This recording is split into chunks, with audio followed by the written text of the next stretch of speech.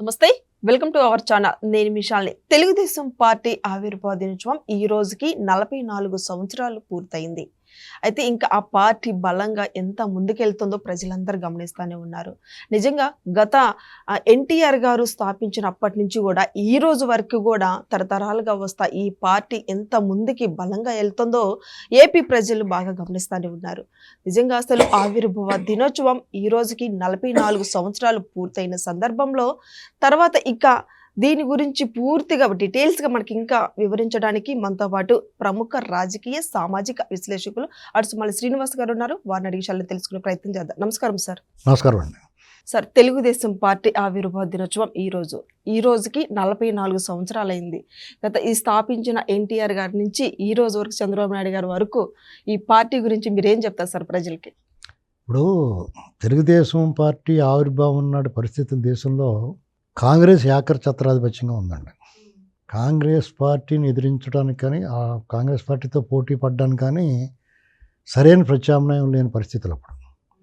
అయితే ఇందిరాగాంధీ గారు ఎమర్జెన్సీ పెట్టిన తర్వాత 75లో ఎమర్జెన్సీ అప్పుడు ఒక జనతా పార్టీ అని ఒక పార్టీ ఆవిర్భవించింది.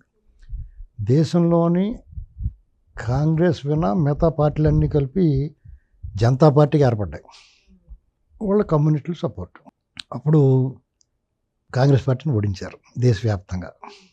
కానీ ఆంధ్రప్రదేశ్లో మాత్రం కాంగ్రెస్ గెలిచింది.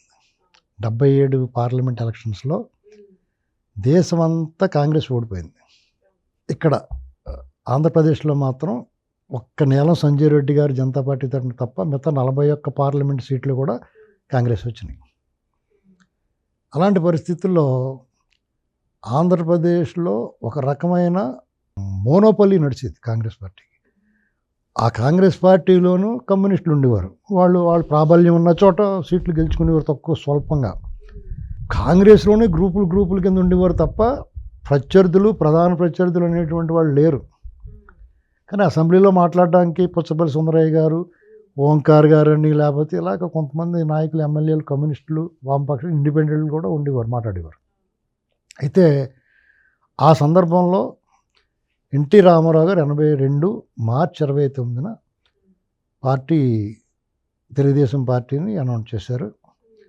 ఇక్కడ హైదరాబాదులో విలేకరుల సమావేశం పెట్టి పార్టీ పేరు కూడా అప్పటికప్పుడు చెప్పేశారు, తెలుగుదేశం పార్టీ. ప్రయత్నం చర్చ జరిగింది ప్రజల్లో. రామారావు గారు రాజకీయాల్లోకి వస్తున్నాడంటే రకరకాల చర్చలు.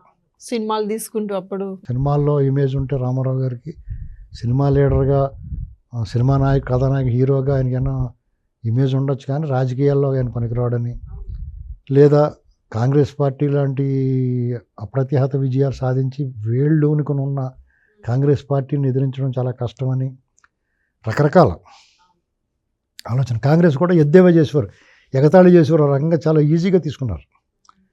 రామారావు గారు పార్టీ పెడుతున్నాడు అన్న తర్వాత వాళ్ళలో పెద్ద చలనం ఏం లేదు. ఎన్నో పార్టీలు వచ్చినాయి అన్నట్టుగా చూశారు వాళ్ళు. కానీ కొంతమంది ఆలోచించారు, రామారావు గారు పార్టీ పెడితే గట్టిగా పనిచేయదు, దానికి ఉన్న ఇమేజ్ అని వాళ్ళలో కొంత శంక ఉంది. ఇది ఎంత ప్రభంజనం ఉంటుందని ఎవ్వరూ ఊహించలేదు. రామారావు గారు పార్టీ పెట్టి ప్రజల్లోకి బయలుదేరితే అనేక ఆటంకాలు పెట్టారు. ఆయనకి ప్రభుత్వ గెస్ట్ హౌస్లు ఇవ్వటం కానీ, ఎక్కడ వసతి సౌకర్యం లేకుండా చేసేవారు. కొన్ని చోట్ల కరెంటు కూడా తీసేవారు. ఆయన మీటింగ్లు జరుగుతుంది, జనం విపరీతంగా వచ్చేసేవారు. మెల్లమెల్లగా జనంలోకి వెళ్ళిపోతుంటే వాళ్ళలో గుబులు మొదలయ్యి ఈయనకి ఆటంకాలు, అడ్డంకులు, లోకేష్ గారు పాదయాత్రకు ఎలా అడ్డం పెట్టాడు అలాగనమాట. అది అప్పుడే ఉంది, 82లోనే చేశారు ఈ పని కాంగ్రెస్ వాళ్ళు. ఇలాంటి పరిస్థితుల్లో ఎన్నికలు కూడా కొంచెం ముందు తీసుకొచ్చేసారు. నిదానంగా ఈయనకి మొత్తం రాష్ట్రం అంతా తిరిగి ఈ మీటింగులు చెప్పేసి ఇలాంటివన్నీ చేస్తే ప్రమాదమేమో అని కొంచెం మామూలుగా మార్చి, ఏప్రిల్లోనే ఎప్పుడో జరగాల్సిందా అని ఇంకా ముందు తీసుకొచ్చేసారు. అయినా సరే రామారావు గారు పర్యటనలో ఉండగానే రాష్ట్రం అంతా బయలుదేరిన తర్వాత ఇంటికి వెళ్ళలేదు. ఇంకా వాళ్ళ అబ్బాయి పెళ్ళికి కూడా వెళ్ళలేదు, బాలకృష్ణ గారి పెళ్ళికి కూడా వెళ్ళలేదు. నాగేశ్వరరావు గారి దగ్గర ఉండి చేయించాడు. బాలకృష్ణ గారి పెళ్ళి తిరుపతిలో జరిగింది. అలా ఎందుకు చెప్తున్నానంటే, బాలకృష్ణ గారు అత్తరు, మా అమ్మమ్మ గారు ఊరే పామర్రు, ఈస్ట్ గోదావరి పామర్రు. మా అమ్మగారు వాళ్ళు దేవరపల్లి, బాలకృష్ణ గారు అత్తరు వాళ్ళు కూడా దేవరపల్లి వాళ్ళే. అంటే మనకు బాగా కాబట్టి మనకు ఆ విషయాలన్నీ తెలుసు, తిరుపతిలో జరిగింది అని. ఎందుకంటే మా మేనమామలు మా బావలు వీళ్ళందరూ హాజరయ్యారు ఆ పెళ్ళికి. ఇలాంటి పరిస్థితుల్లో రామారావు గారు ఎన్నికలకి ఎదుర్కొన్నప్పుడు మరి ఆ పార్టీలో కూడా చాలామంది జాయిన్ అయ్యారు. కాంగ్రెస్ నుంచి వచ్చిన వాళ్ళని ఆ ఎమ్మెల్యేలు అయిపోయి వదులుకుని రమ్మన్నాడు. కొంతమంది వదులుకుని వచ్చారు, కొంతమంది అలాగే వస్తున్నారు. ఇలా జరిగింది. కానీ ప్రతి చోట కూడా రాష్ట్రంలో ఆయన ఎలా ఎన్నుకున్నాడంటే రాజకీయ కుటుంబ నేపథ్యం ఉన్న వాళ్ళు ఎవరున్నారో ఎంక్వైరీ చేశారు. లోకల్ లీడర్లో కొంచెం ప్రముఖులు ఉన్నవాళ్ళు ఎవరైతే ఉన్నారో వాళ్ళని ఎంక్వైరీ చేసి, సపోజ్ పలానా కుటుంబం ఉంది, నీతి నిజాయితీగా ఉంటారు, రాజకీయాల్లో ఉన్నారు, వీళ్ళ అవినీతి లేదు అనేటువంటి రాజకీయ కుటుంబాలు ఎవరు ఉంటే వాళ్ళు ఆహ్వానించారు. వాళ్ళని డైరెక్ట్గానే ఆహ్వానించాడు ఆయన. ఇష్టం ఉన్న వాళ్ళు వచ్చారు. మాకు తెలిసి మా బంధువులు ఒకరు ఉన్నారు. తూర్పుగోదావరి జిల్లా బూరుపూడి కాన్స్టిట్యున్సీకి సంబంధించి నీరుకొండ నారాయణ చౌదరి గారిని ఒక ఆయన ఉండేవాడు. వాళ్ళ అన్నగారు నీరుకొండ వెంకటరామారావు గారు 2 సార్లు మినిస్టర్ చేశాడు. వాళ్ళు మాకు సమీప బంధువులు, దగ్గర మా తాతయ్య గారు మేనల్లుళ్ళు వాళ్ళు. ఆ నేపథ్యం చూసి రామారావు గారు ఆయన అడిగితే నేను రానే కాంగ్రెస్ అన్నాడు ఆయన. సరే వదిలేశాడు. అదే నియోజకవర్గం మళ్ళీ పక్కన కడియం కాన్స్టిట్యున్సీ వడ్డి వీరభద్రరావు గారిని ఆయన వడ్డి ముత్యాలరావు గారు తమ్ముడు ఆయన కాపులు. వడ్డి ముత్యాలరావు గారు ఎమ్మెల్యేగా చేశాడు. వాళ్ళ ఫ్యామిలీకి మంచి పేరు ఉంది అక్కడ. వాళ్ళని కూడా అతను ఆల్రెడీ ఆయనే వచ్చి జాయిన్ అయ్యాడు. వీరభద్రరావు గారు యువకుడు. ఆయన మీద చిన్న ఏదో ఆరోపణలు ఉంటాయి కదా, అలాంటివి వచ్చి ఆయన పక్కన పెట్టి బుల్లి బాబురావు గారిని ఇంకొక ఆయన అడిగాడు. బుల్లి బాబురావు గారు అన్న ఆయన జనతా పార్టీలో ఉన్నాడు. అప్పుడు జనతా పార్టీలో పోటీ చేయాలా, తెలుగుదేశం ఏమవుద్దో ఏటో డౌట్ అతనికి. కాంగ్రెస్ని ఎదుర్కోగలమా లేవా అని. బత్తిన సుబ్బారావు గారు అక్కడ candidate minister. Kadiyam constituency general కాన్స్టిట్యున్సీలో ఎస్సీ దళితుడైన బత్తిన సుబ్బారావు గారు నిలబడ్డాడు మంత్రి. బుల్లిబాబురావు గారు అటు ఇటు ఆలోచించాడు. రామారావు గారు స్వయంగా ఆయన ఫోన్ చేసి, అప్పుడు ల్యాండ్లైన్లే కదా, ఆ ల్యాండ్లైన్లో పట్టుకోవాలంటే అతను అక్కడ పిలిపించి మాట్లాడాలి.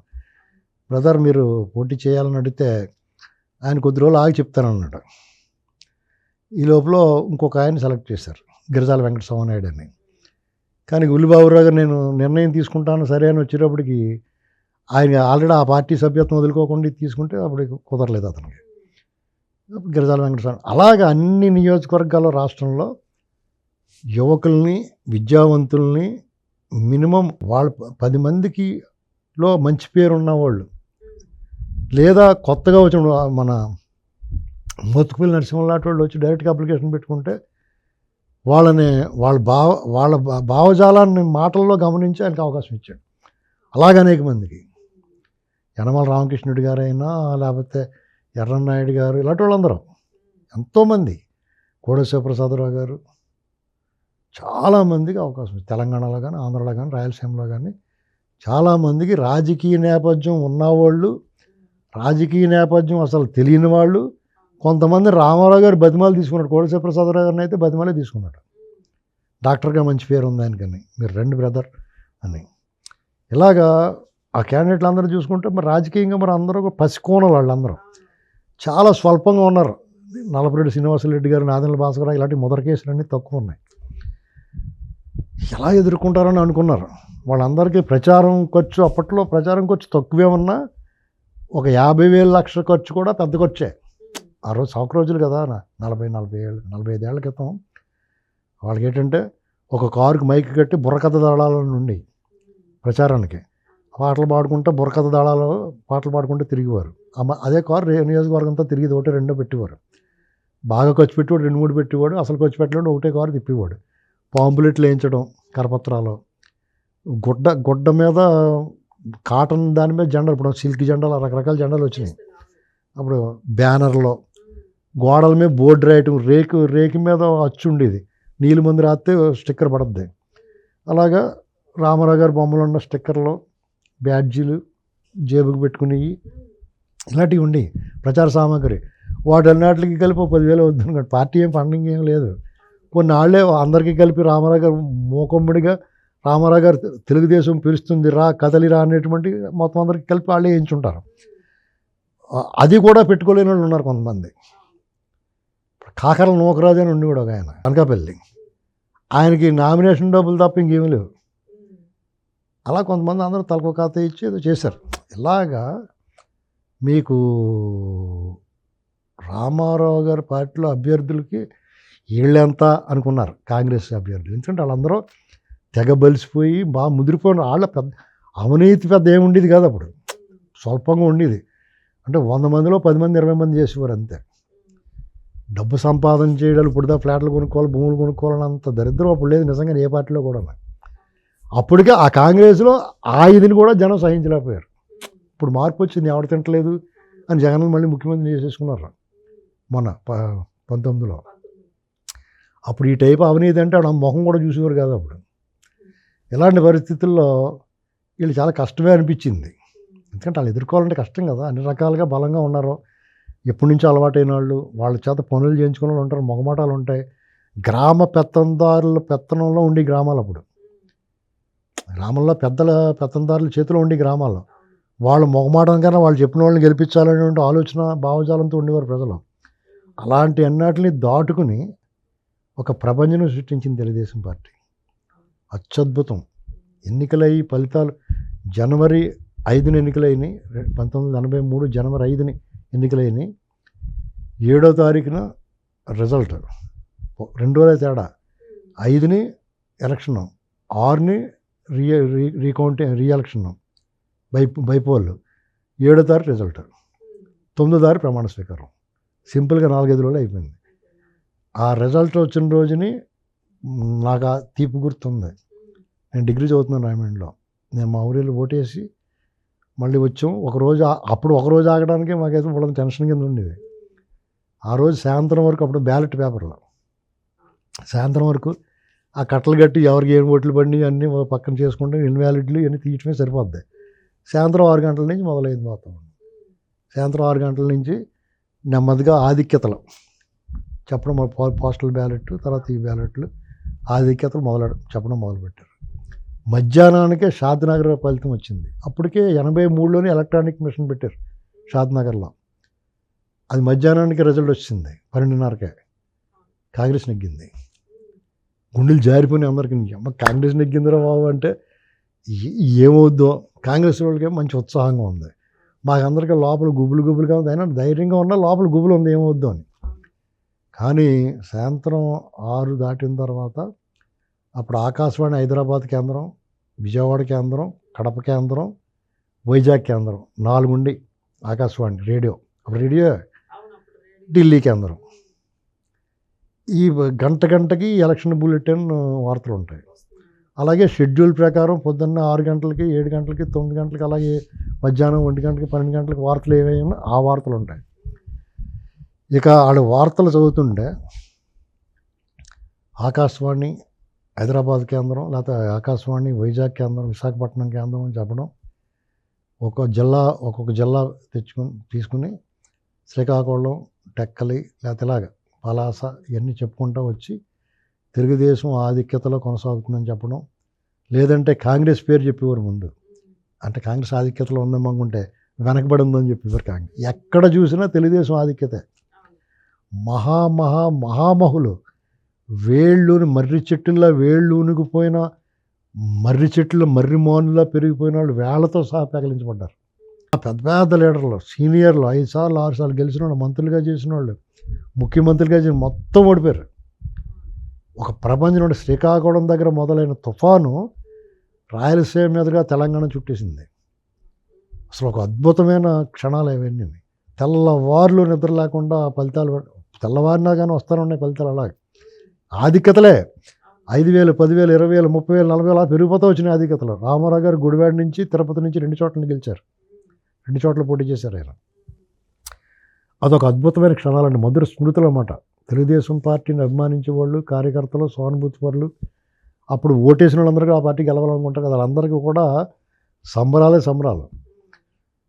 అదైన తర్వాత తెలుగుదేశం పార్టీ ముహూర్త బలం ఏంటో కానీ రామారావు గారు ఆయనలో సినిమాల్లో ఉన్నప్పుడే జనం కానుకోలేకపోయారు, కనిపెట్టలేకపోయారు. కానీ సినిమాల్లో ఉన్నప్పుడే ఒక ఉత్తమ పురుష లక్షణాన్ని, ఒక కథానాయకుడికి ఉండే లక్షణాలని చూపించేవారు. అక్కడ పేదవాడికి సహాయం చేయటం, ఆదర్శవంతంగా ఉండటం, ఇలాంటివి ఆయన క్యారెక్టర్స్లో ఉండి దాన్ని ప్రజల్లోకి ఊరికనే ఆకట్టుకునేలాగా ఉండదు, ఊరికనే ప్రజలు ఆదరించరు. రూపురేఖ లావణ్యాలు, నటనా వైభవం, నటనా విశిష్టత ఎన్నాటితో పాటు క్యారెక్టర్ని కూడా చూస్తారు. ఆ మనిషి విధానం, ఇప్పుడు రాయలసీమ కరువు వచ్చినా, దివిసీమ ఉప్పెన వచ్చినా ఆయన వితరణ, వాళ్ళందరూ ప్రజల్లోకి వచ్చి విరాళాలు సేకరించి వాళ్ళకి ఇవ్వటం, తను ఇవ్వటం. అలాగే అప్పట్లో కూడా అప్పటికే తిరుపతి దర్శనం వెళ్ళి ఆ గుండ్లన్నీ తీసుకెళ్ళి తిరుపతిలో చూపించాలి దేవుడికి, ఆ గుండు చేయించుకుని. ఆ గుండ్లన్నీ మళ్ళీ రామారావు గారు కూడా చూపించేవారు పట్టుకెళ్ళాళ్ళు. బస్సులే అది డైరెక్ట్గా టూర్ ఆపరేటర్ బయలుదేరడం తిరుపతి ప్లస్ మద్రాసు రెండు కలిపే టూర్ ఆపరేషన్. మద్రాసు కూడా వెళ్ళిపోయి అక్కడి నుంచి వెనక్కి వస్తారన్నమాట. ఇది పరిస్థితి. అంతటి ఆదరణ ఉంది కాబట్టి ఆయన డెఫినెట్గా మాలాటోళ్ళు కొంతమంది గ్యారంటీకి వెళ్తాడు అనుకున్నాం, కానీ లోపల గుబులు ఉండేది ఆయనలో. ఒక అస్సలు అవినీతి అనేటువంటి దాన్ని చాలా ఆమడ దూరంలో ఉండేవాడు ఆయన. అన్న మాట అన్నట్టుగా పట్టుదలగా నెరవేర్చేవాడు, ఇచ్చిన మాట నిలబెట్టుకునేవాడు. అయితే తెలుగుదేశం పార్టీకి ఎంత వైభవము, అదృష్టము, తెలుగుదేశం పార్టీకి ఒక బలమైన పునాదులు ఇవన్నీ ఉన్నా సంక్షోభాలు కూడా ఉన్నాయి. అంటే వెలుగు చీకట్లలాగా అనమాట. తెలుగుదేశం పార్టీ మొదట గెలిచినప్పుడు ఘన వైభవంగా ఘన విజయం సాధించిన నాదెండ్ల భాస్కరరావు రూపంలో ఒక సంక్షోభం వచ్చింది. తిరిగి అప్పుడు ప్రజాస్వామ్య పరిరక్షణ ఉద్యమం జరిగింది. అది నభూతో నా భవిష్యత్. అంటే ఒక నాయకుడు ఓడిపోయినప్పుడు, ఒక అన్యాయంగా అక్రమంగా దించబడినప్పుడు, రాజ్యము తన హింస ప్రకోపించినప్పుడు, స్టేటు సెంటర్ కలిపి ఒక నాయకుడిని పదవిలోంచి లాగేసినప్పుడు తిరిగి కూర్చోబెట్టడానికి ప్రజలు చేసిన ఒక మహోద్యమం అని చెప్పి అనంతపురంలో 5 చనిపోయారు. రామారావు గారిని దింపేసి పోలీస్ కాల్పుల వరకు వెళ్ళిపోయారు. నెల రోజుల పాటు ఈ నాయకుల్ని, తన మద్దతుదారులను కాపాడుకుంటూ ఢిల్లీ వెళ్ళి రాష్ట్రపతి ముందు పెరేడ్ చేసి ప్రజల్లో దేశంలోని కాంగ్రెసేతర నాయకులందరినీ, అన్ని పార్టీలను కలిపి అందరూ ఈయన రామారావు గారు విజయవాడలోను హైదరాబాద్ 2 మీటింగులు, విజయవాడ మీటింగ్లో అయితే లెఫ్ట్ పార్టీలు, రైట్ వింగ్ అంటే బీజేపీ, కమ్యూనిస్టులు కూడా ఒకే వేదిక మీద వచ్చారు. ఒక మహోద్భుతమైన ఘట్టం అండి అది. అప్పుడు తిరిగి అంటే ఇందిరాగాంధీ గారు, ఆవిడ ఉక్కు మహిళ, వివేకవంతమైన మహిళ ప్రధానమంత్రి కాబట్టి ప్రజాభిప్రాయాన్ని గౌరవించి తిరిగి ఆయన ముఖ్యమంత్రి చేసింది. అప్పుడు ఆయన కొన్నాళ్ళు పోయిన తర్వాత అసెంబ్లీ రద్దు చేసి 85లో తిరిగి మళ్ళీ ఎలక్షన్ వెళ్ళాడు. అప్పుడు ఇంకంతకన్నా ఘన విజయం సాధించారు. అంతకుముందు ఇందిరాగాంధీ గారు చనిపోయారు 84లో. ఈయన ముఖ్యమంత్రి తిరిగి కూర్చోబెట్టిన నెలలుగా ఆవిడ చచ్చిపోయింది. అప్పుడు జరిగిన ఎలక్షన్లో గతంలో ఏం జరిగింది, 77లో దేశమంతా కాంగ్రెస్ ఓడిపోతే ఆంధ్రలో గెలిచింది. 84లో ఇందిరాగాంధీ గారు హత్యానంతరం జరిగిన సానుభూతి వరదలో కొట్టుకుపోయింది దేశం. కానీ దుర్భేద్యమైన కట్టడంలాగా ఆంధ్రప్రదేశ్లో తెలుగుదేశం పార్టీ దాని మిత్రపక్షాలు గెలిచినాయి. ఇది కూడా ఒక హిస్టారికల్ మూమెంట్. అంటే తెలుగుదేశం పార్టీ ఎక్కడైనా చరిత్ర వాళ్ళే సృష్టిస్తారో వాళ్ళే తిరగ రాస్తారన్నమాట. మొదటిసారి గెలవటం, పదవీచ్యుతుడు అవటం, తిరిగి అదే పదవిలో కూర్చోవటం, అసెంబ్లీ రద్దు చేసి అంతకు మించిన మెజార్టీ సాధించడం, దేశమంతా సానుభూతి పవనాల్లో కొట్టుకుపోతుంటే ఇక్కడ నిలదొక్కుని గెలవటం, అదొక చరిత్ర. 89లో పార్టీ ఓటమి రకరకాల కారణాలు ఏమండి. ఈ లోపల చంద్రబాబు నాయుడు గారు ఏం చేశారంటే 85లో ఆయన పార్టీలోకి వచ్చిన, పార్టీలో పోటీ చేయకుండా, పదవి తీసుకోకుండా పార్టీ కోసం పనిచేశాడు. చాలామంది తెలుసుకోవాల్సింది ఏంటంటే రామారావు గారు ఎంత అవకాశం ఇచ్చినా సరే ఆయన పార్టీ కోసం పనిచేసి క్యాడర్ నిర్మాణం చేశాడు. అదే వాళ్ళకే కాపాడుతుంది, పునాది వేసాడు దానికి. అప్పటివరకు ఎమోషన్తో ఉన్న పార్టీలు, సానుభూతితో పార్టీలు ఎలా వచ్చి అలా పోతాయి. అది దానికి పునాది ఉండదు. పునాది పటిష్టంగా ఉంటే, అందుకనే 4.5 దశాబ్దాలైనా ఆ పార్టీ నిలబడి ఉంది. మీరు ఎలా నిలబడింది అన్నారు చూసారా, అది నిలబడి ఉండడం కారణం. ఎప్పటికైనా సరే తెలుగుదేశం పార్టీకి అనేక సంక్షోభాలు, అనేక సవాళ్ళు, గెలుపోవటములతో సంబంధం లేకుండా పార్టీ ఓడిపోయినా తిరిగి 2 సార్లు వరుసగా ఓడిపోయిన తర్వాత కూడా తిరిగి పుంజుకుంది. మళ్ళా ఘోర పరాజయం అనంతరం అంతకు మించిన విజయంతో మళ్ళీ 2024లో అధికారంలోకి వచ్చింది. కాబట్టి తెలుగుదేశం పార్టీ అనేటువంటిది ఎలాంటిదంటే, ఒక ఇంగ్లీష్ కవి ఏమన్నారంటే, men may come and men may go but Brooks goes on for ever అంటాడు. అలాగే ఈ పార్టీలోకి అనేక మంది నాయకులు వచ్చారు, అనేక మంది నాయకులు వెళ్ళిపోయారు. అయినా సరే ఈ పార్టీ మాత్రం నిశ్చలంగా అలా ప్రవహిస్తూనే ఉంటుంది. కొత్త నీరు వస్తుంది, పాత నీరు పోతూ ఉంటుంది. పార్టీకి ద్రోహం చేసిన వాళ్ళు ఉన్నారు, పార్టీ కోసం త్యాగం చేసిన వాళ్ళు ఉన్నారు, పార్టీ కోసం సర్వస్వం అర్పించిన వాళ్ళు ఉన్నారు, పార్టీ పేరు చెప్పి తెగ సంపాదించిన వాళ్ళు ఉన్నారు, ఇరగ సంపాదించిన వాళ్ళు ఉన్నారు, ఇవన్నీ ఉంటారు. అది అలా నడుస్తూ ఉంటుంది అంతే. ఎందుకంటే ఏమీ చేయకుండానే ఎంతో చేసినట్టు రోడ్డు మీద డబ్బులు దొరికినట్టు లాటరీ తగిలేసిన వాళ్ళు ఉన్నారు. మొన్న తెలుస్తుంది అంతే ఇంకా ఆ ప్రవాహం. కాబట్టి ఇవాళ రామారావు గారి దగ్గర నుంచి చంద్రబాబు గారి దగ్గర నుంచి లోకేష్, ఇప్పటి వరకు 3 తరాలు 4 దశాబ్దాలు ఆ పార్టీ కుటుంబంలో అందరూ కూడా వాళ్ళ నాయనల నుంచి తాతల నుంచి ఇవాళ వరకు కూడా ఇందాక నన్ను కలవడానికి వచ్చారు ఫ్యామిలీ వాళ్ళు ఊహ తెలిసిన కాడి నుంచి టీడీపీ. కాబట్టి ఆ పార్టీకి